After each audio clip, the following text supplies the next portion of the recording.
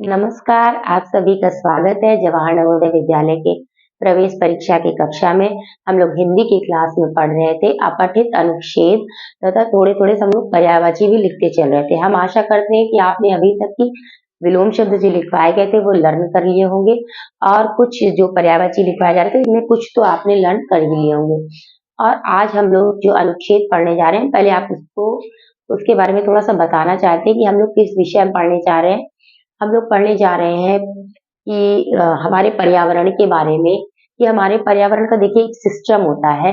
हमारे पर्यावरण में जितनी भी चीजें हम अपने चारों ओर देख रहे हैं वो सभी हमारा पर्यावरण है और हमारे पर्यावरण को संतुलित रखने के लिए, अच्छे से चलाने के लिए, हमारे इकोसिस्टम में कोई गड़बड़ ना हो, हमारे पारिस्थितिकी तंत्र में कोई गड़बड़ी ना हो, तो हमारे आसपास जो भी चीजें हैं वो एक बैलेंस में एक है, मेंटेन है और हमको उन्हीं उसके बैलेंस को, उसके संतुलन को बना के रखना चाहिए। ये हम सभी का कर्तव्य है। अगर इसमें से किसी भी चीज की कोई भी मात्रा, जैसे हमारे यहाँ जो भी गैसें विद्यमान है वो एक निश्चित अनुपात में है। अगर कोई भी गैस का अनुपात बढ़ता है तो निश्चित रूप से हमें कोई ना कोई समस्या होने लगेगी। उसी तरीके से हमारे पर्यावरण में अगर हम देखें तो वृक्ष हैं, पेड़-पौधे हैं और जो है जो जीव जंतु हैं, तो ये सभी हमारे पर्यावरण के हिस्सा है और अगर हम इनमें किसी भी प्रकार का कोई भी असंतुलन उत्पन्न करते हैं, किसी भी चीज की कमी होती है, तो निश्चित रूप से हमें अनेक प्रकार की समस्याओं का सामना करना पड़ सकता है, ठीक? और एक तो हम इसी से रिलेटेड अपना अनुच्छेद पढ़ने जा रहे हैं, तो अब आप इस चीज को केंद्र में रख करके इस पैराग्राफ को समझेंगे। और दूसरी बात ये है कि अभी तक हमने जो अनुच्छेद पढ़े थे, उस अनुच्छेद में हम लोगों ने देखिए इस तरीके के भी पढ़े, जो हमने इससे पहले वाला पढ़ा था उसमें हमने इस तरीके का पढ़ा था कि जो क्वेश्चन रिलेटेड थे सारे उससे रिलेटेड थे, अनुच्छेद से ही रिलेटेड थे। हमने कुछ ऐसे पैराग्राफ भी पढ़े जिसमें शब्दार्थ भी थे और पर्यायवाची शब्द भी थे, विलोम शब्द भी हैं। आज भी हम कुछ इसी तरीके से पढ़ेंगे, इसमें लेकिन थोड़े से अलग प्रकार के प्रश्न आएंगे, आप जिससे आप समझेंगे कि हाँ, इस तरीके से भी प्रश्न हो सकते हैं। ऐसे नहीं है कि केवल आपने जो है प्रश्न पढ़ा और उसका आपने अनुच्छेद से उत्तर तो आपको उसी से ही ढूंढना है, लेकिन आपको उसके लिए पैराग्राफ को ध्यान से और डीपली और जल्दी-जल्दी, हमने आपको पहले भी बता चुके हैं कि पढ़ना आना चाहिए। आज हम जिस फ्लुएंसी की, धारा प्रवाहिता की और समझ की बात कर रहे थे, इस पैराग्राफ में हमें वो सारी चीजें काम आने वाली हैं, ठीक है? तो हम स्टार्ट करते हैं अपना अनुच्छेद। देखते हैं क्या है।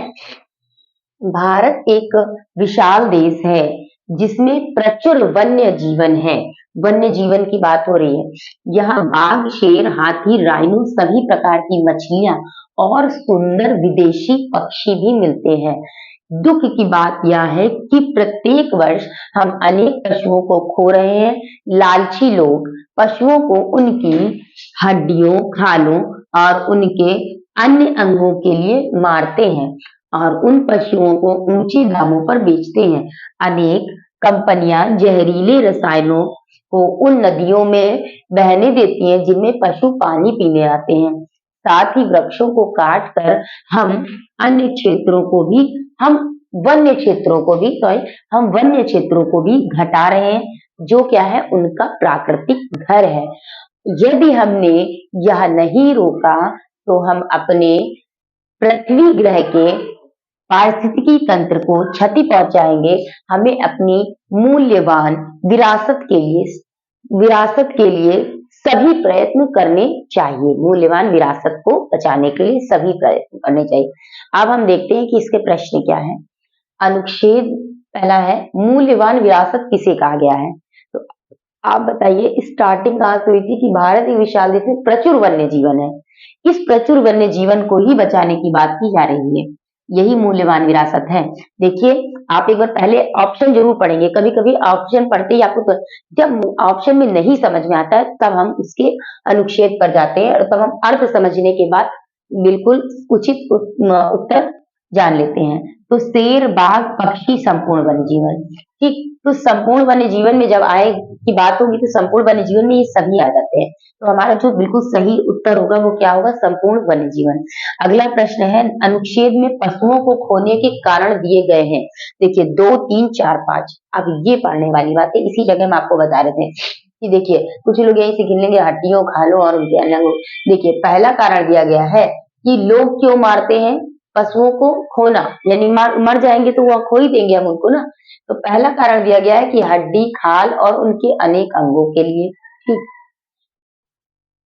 होने के ये कारण है। दूसरा कारण क्या है कि जो जहरीले रसायन है उनको नदियों में बहा देते हैं और वो पानी पीने आते हैं, इससे भी वो मर जाते हैं, हम उन्हें खो देंगे इस प्रकार भी। तीसरा जो कारण दे रहा है, कह रहा है वृक्षों को काट देते हैं, वृक्षों को काट देते हैं और हम उनके क्षेत्रों को घटा रहे हैं, और उनका घर, जब उनका घर ही नहीं होगा तो वो रहेंगे कहाँ। धीरे धीरे वो बाहरी वातावरण में रह के जिस माहौल में वो नहीं रह सकते हैं, उतना अच्छी तरीके से वो अपने को डेवलप नहीं कर सकते हैं, उसके साथ जो है संतुलन नहीं बैठा पाते हैं, तो वो धीरे धीरे उनकी आयु कम हो जाएगी, वो खत्म हो जाएंगे। तो हमें कौन कितने कारण मिल रहे हैं? 3। तो हम यहाँ पर क्या लगा देंगे, जो हमारा सही उत्तर होगा कि 3 कारण है।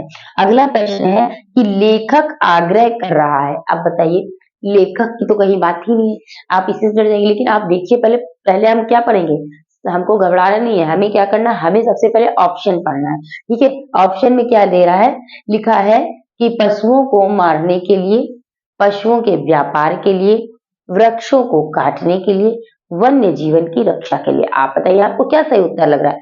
तो इसका जो सही उत्तर होगा ये होगा कि वन्य जीवन। भाई पशुओं के मारने के लिए तो हम तो पशुओं को बचाने की बात कर रहे हैं ना, वह तो अगर हम ये लिख देंगे कि वन्य जीवन की रक्षा के लिए, तो उसमें हमारे वृक्ष, पशु, पेड़, जंतु सभी आ जाएंगे।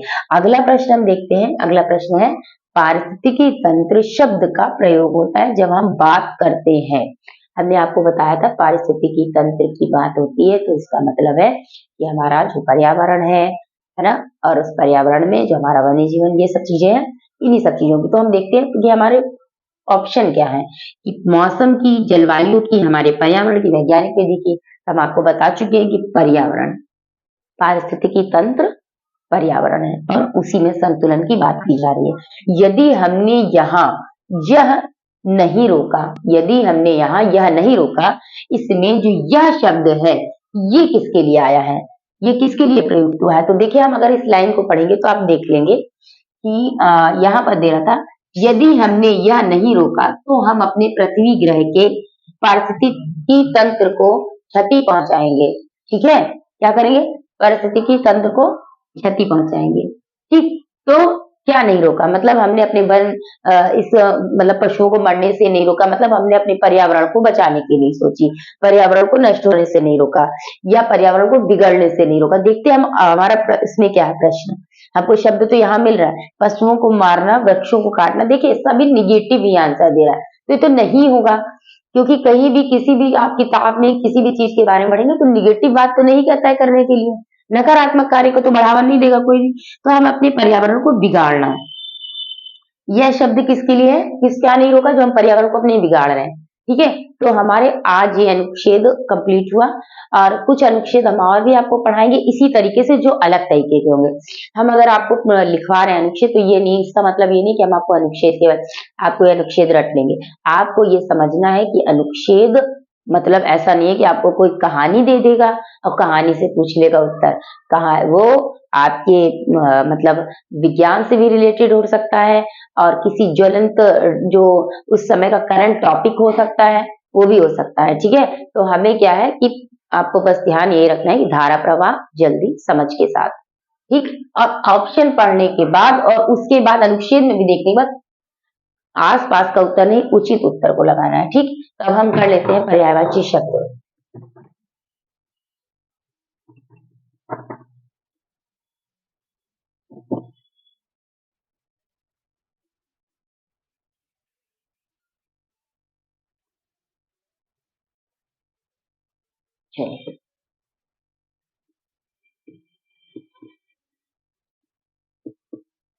पर्यायवाची या समानार्थक शब्द, ये हम कर लेते हैं। देखिए, हम जिस तरह से लिखवा रहे थे आपको 5-5 पर्यायवाची शब्द, उसी तरह से लिखवाएंगे। हम लिख लेते हैं 5 पर्यायवाची शब्द। सबसे पहले हम आज लिखेंगे, हम लिखते हैं क्रोध। देखिए, क्रोध माने आपको पता है गुस्सा, है ना, या आप क्रोध ही लिख लीजिए। इसको अब आप जानते हैं, गुस्सा तो आप सभी जानते हैं। ठीक, गुस्सा, इसके बाद रोष, और एक हम लिख लेंगे आवेश। क्या लिखेंगे? आवेश। ठीक, ये हम तीनों लिख लेंगे इसका। नेक्स्ट हम लिख लेते हैं कपट। कपट मतलब क्या होता है? छल, धोखा।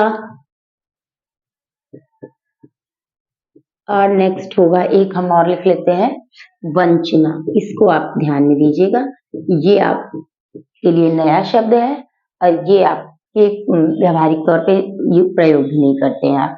अगला हम लिख लेते हैं कोयल। कोयल आप जानते हैं, कोकिला माने कोयल, कोकिल मतलब मीन कोयल होता है, ये सभी को पता है। लिखते हैं हम श्यामाए। देखिए श्यामा है ना, काली होती है कोयल, तो श्यामाए। और वसंत दूत भी कहते हैं। ठीक, और हम लिख लेते हैं, इसके बाद है, हाँ इसके बाद हम लिख लेते हैं, देखिए इसके ये आप इसको ही दो ही रखिए, बाकी आपको कोकिल पता है, चाहे तो कोकिल लिख सकते हैं, कोकिला भी होता है, कोकिल भी लिख सकते हैं। ठीक, और एक हम लिख लेते हैं कान। कान, ये कान सुनने वाला, तो कान का कर्ण आप सभी को पता है, श्रवण। और एक हम लिखते हैं श्रोता, ये हो गया हमारा। और लास्ट आज का जो पर्यायवाची है, ये लास्ट नहीं है, आज का जो लास्ट पर्यायवाची है वो हमारा है, देखिए क्रोध लिख लिया है हमने, कपट लिख लिया है, कोयल लिख लिया है, कान लिख लिया है, और एक हम लिख लेते हैं किनारा। ठीक, अब देखिए किनारा का आप लोगों को तट सभी को पता होगा, तट माने किनारा होता है। हम लिख लेते हैं कगार। ठीक, कगार लिख लेते हैं, और लिखते हैं पुल्लिन। ठीक, पुल्लिन और तीर, तीर लिख लीजिए।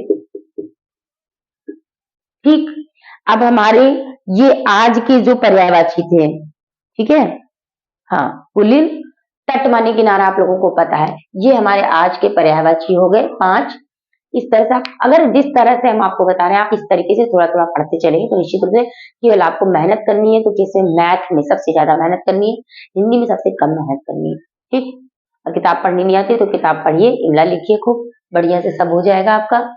ये हम लिख लेते हैं, देखिए इसकी आप मुख्यतः दो आपने लिख लिया है, 3 कोकिल सभी को पता होगा, श्यामाए वसंत दूत। ठीक, वो कोयल का है, कान का कर्ण श्रवण और श्रोता, किनारा का है, तट माने किनारा आपको पता है, तीर, और पुलिन और कगार, क्रोध का गुस्सा, रोष, आवेश। तो आज हम लोग इतना ही करते हैं, बहुत जल्दी ही हम लोग मेंटल एबिलिटी का भी क्लास शुरू करेंगे। तब तक के लिए नमस्कार, जय हिंद, जय भारत।